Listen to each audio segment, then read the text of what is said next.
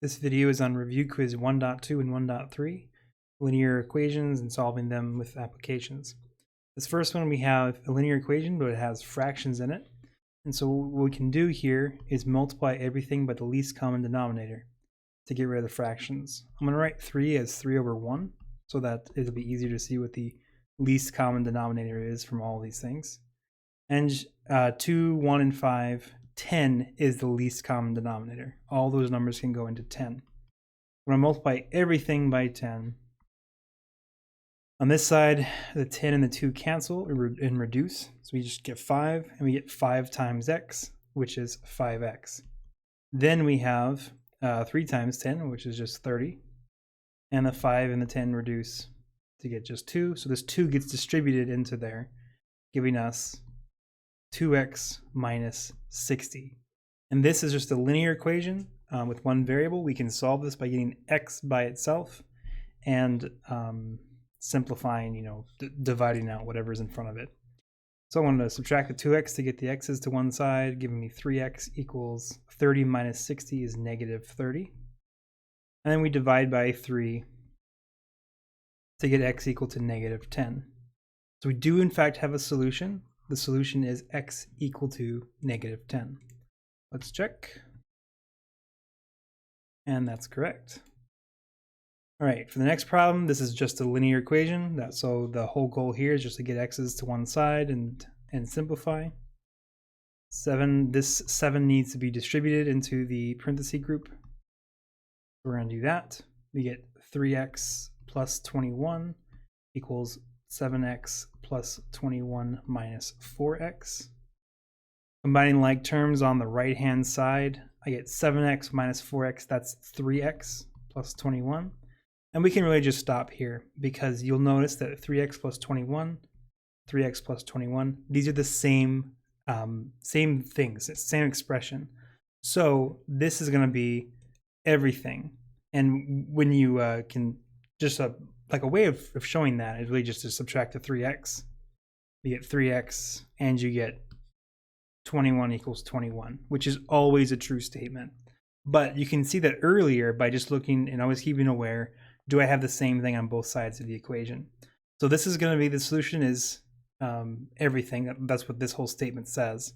And that's the same thing as saying an identity. In other words, this side of the equation is identical to this side. It's just a different form.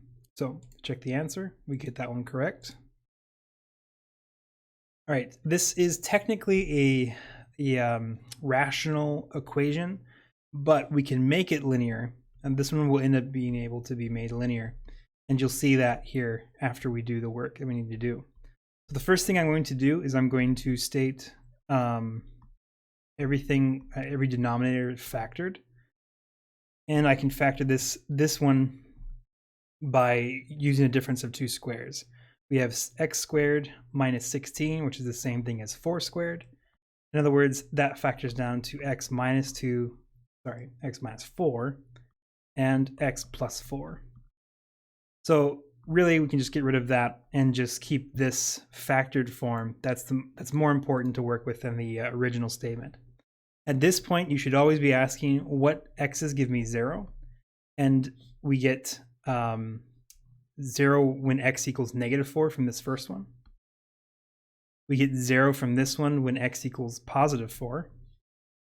This one gives us positive 4. This one gives us negative 4. We already have those, so that one is good to go.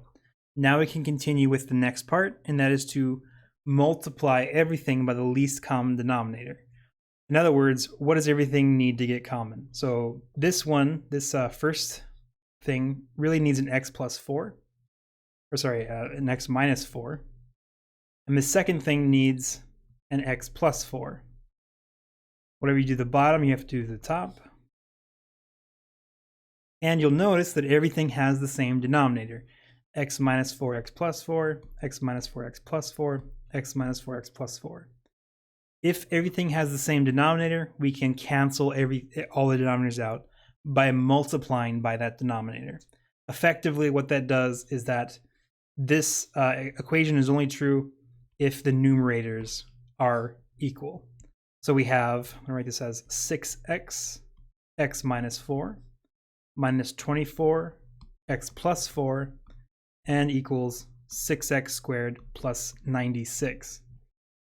This equation is only true if the numerators are true, if all of the denominators are the same, which they are. So that's the same thing as multiplying everything by the least common denominator, which effectively cancels all of the denominators, and you're left with only the numerators.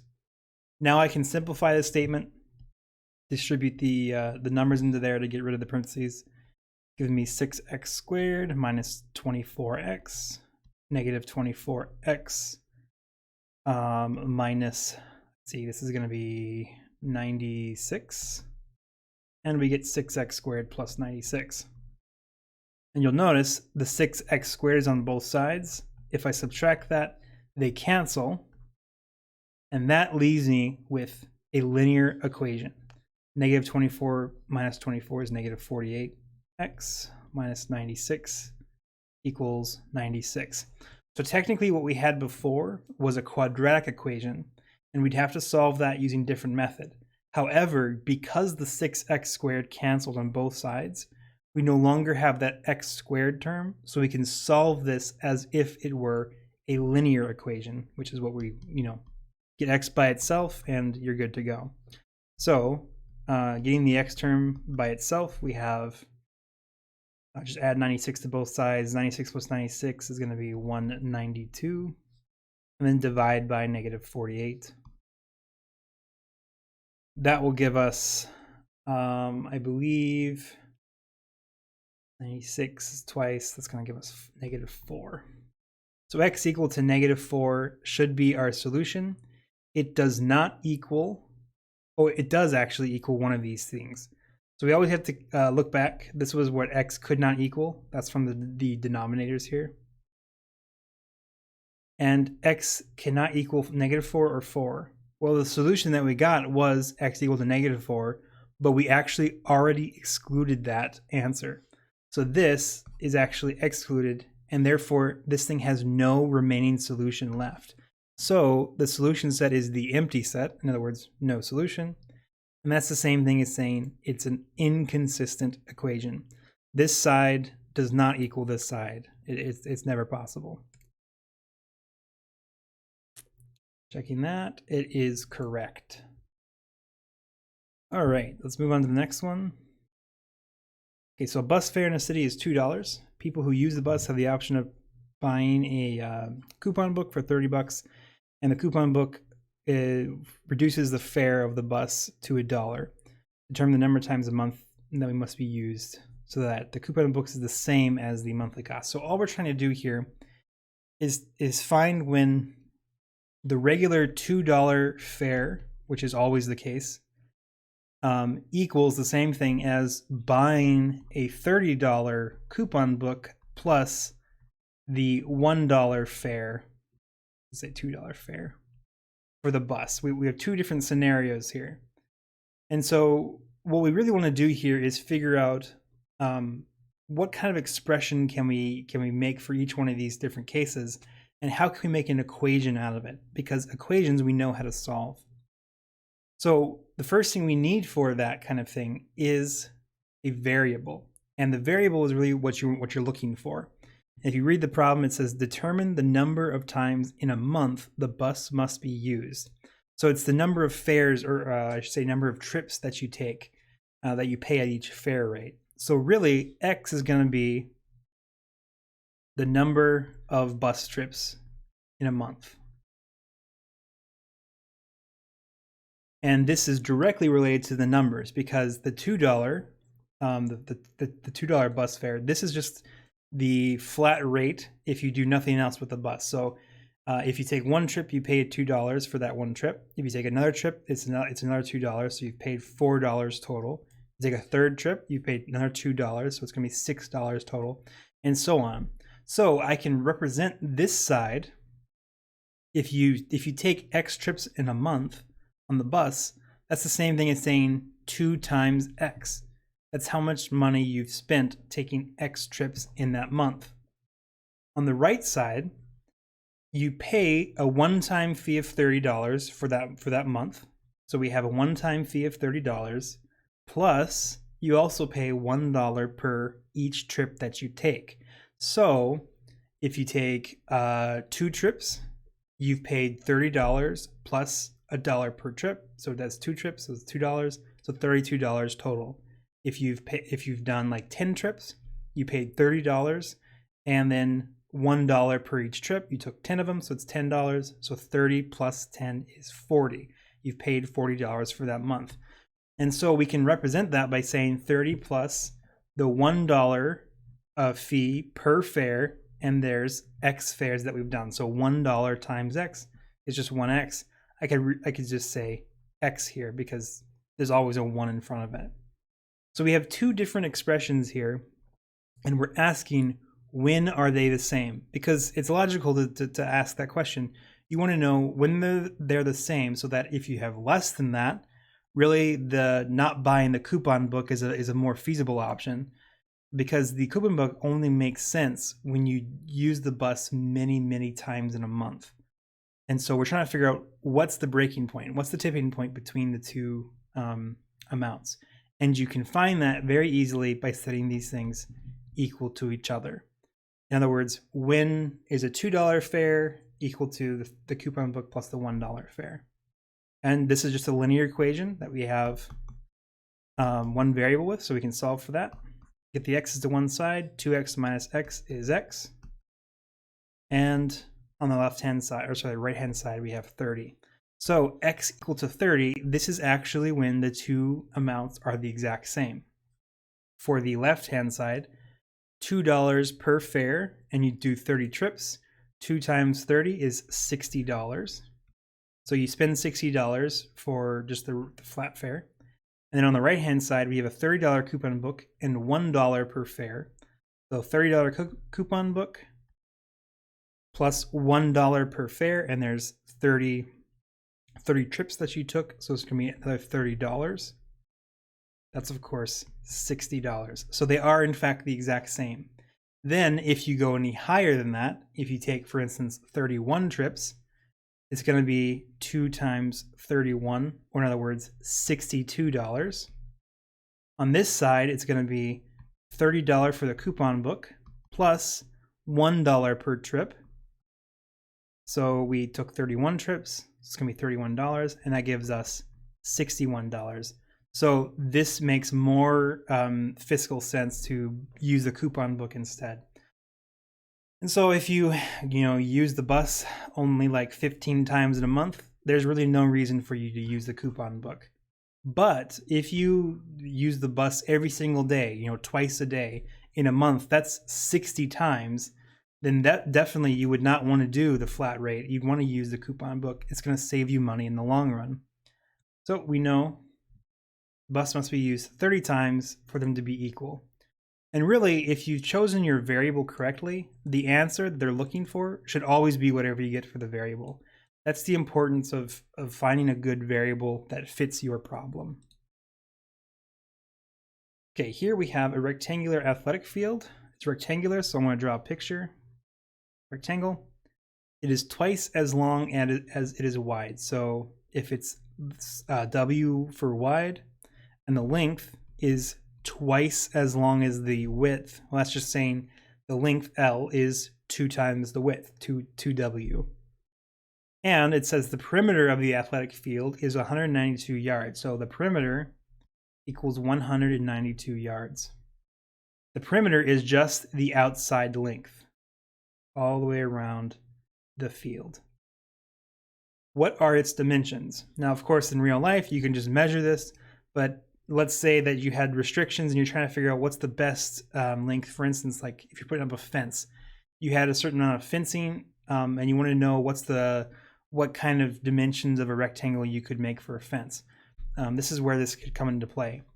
Well, the perimeter is just adding up all the sides around it, right? Just adding this side, adding the top, adding the right-hand side, and adding the bottom.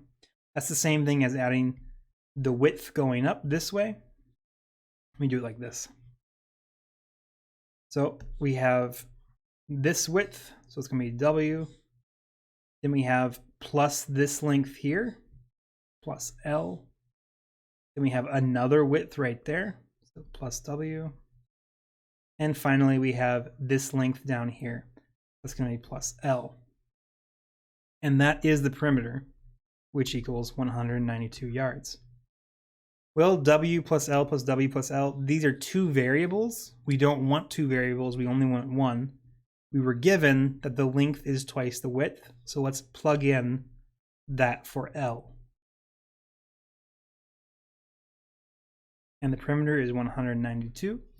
This is a linear equation with one variable. We can solve this by getting the variable by itself. W plus 2W plus W plus 2W is 6W. And divided by 6, giving us W equals, let's see, it's going to go on 3 times, 1 left over, twice, so 32. Make sure that's correct. Yep, 180 and 12, yep. So if W is 32 and the length is twice the width, that means the length is going to be twice 32, or 64. So we have a 32 by 64 yard field. And I chose my variables in a way, W plus L, I use letters that directly relate to the measurements, so W for width, L for length, that I know exactly what they're saying here. The width is W, the length is L. If I flip this around and I said this was the width and this was the length, then it would be harder to know what the answer is. So make sure you choose your variables in your best way to help you out. This problem is just solving for a certain variable. It's really just about algebra manipulation and understanding the rules that you are allowed to do. And we want to get r by itself. And you'll notice that r here is in the numerator. It's r over 1. And right now we have r in the denominator. So I want to get it outside of the denominator. I can do that by multiplying it to the other side, the whole denominator. I have to do the whole one. I can't just do r because r is being locked in here with w by this subtraction. Addition and subtraction will typically always lock things in. You can't just get rid of them easily. So you have to do something like this where the whole thing is multiplied. Now we have r minus w times m equals t. To get r outside of the parentheses, I can divide by m. That'll remove the the m on the outside, and effectively r minus w equals t over m. Effectively, these parentheses mean nothing because there's nothing on the outside, so I can drop them. And now you see, to get r by itself, all I have to do is add w to the right-hand side. We have t over m plus w. Now, there might be other ways that you do this problem. However, no matter which way you do it, it will be the exact same with minor manipulation as this statement here. Another way I could think of doing it is where you have r equals t over m plus, I should do it this way, t plus mw over m. So if I check this answer, that's going to be correct. And then if I check the answer I just wrote out, get it in here, t, all of that over m, it's also correct. Both of these answers are correct, and actually both of these answers are the same thing. So the different ways you do it will work no matter what.